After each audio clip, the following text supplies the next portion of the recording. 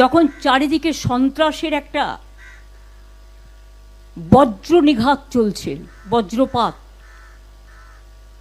সেখানে ভয় না পেয়ে আমি বাংলার যত রাজনৈতিক বিরোধী দল আছেন,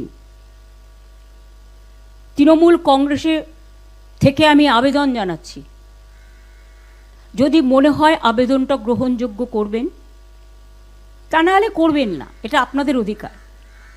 কিন্তু আবেদন জানাতে তো কোনো অসুবিধে নেই।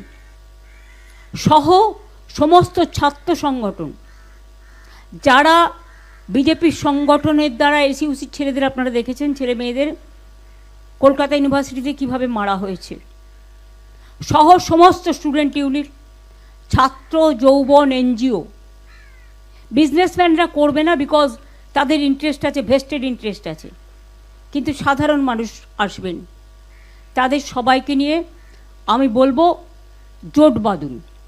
আমরা সবাই চাই একটা যৌথ প্ল্যাটফর্ম তৈরি হোক, যে প্ল্যাটফর্মে অল পলিটিক্যাল পার্টি যারা বিজেপির এগেনস্টে, এমনকি আপনারা যদি বলেন লেফটিস্ট, আমার কোনো ইগো নেই, আমি সবাইকে নিয়েই চলতে চাই।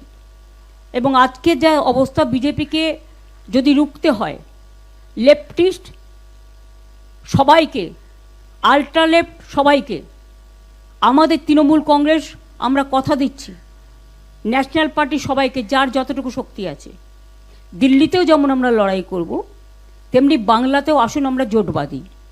যদি কেউ এ ব্যাপারে কোনো রাজনৈতিক দল আমার সাথে কথা বলতে চান, আমি 4টে থেকে 6টা পর্যন্ত অ্যাভেলেবেল আছি অফিসে, আমাকে জানাবেন, আমি নিশ্চয়ই আপনাদের সাথে কথা বলবো।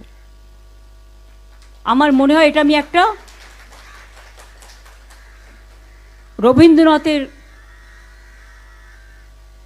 সামনে দাঁড়িয়ে এই আবেদনটা সবার কাছে রাখলাম।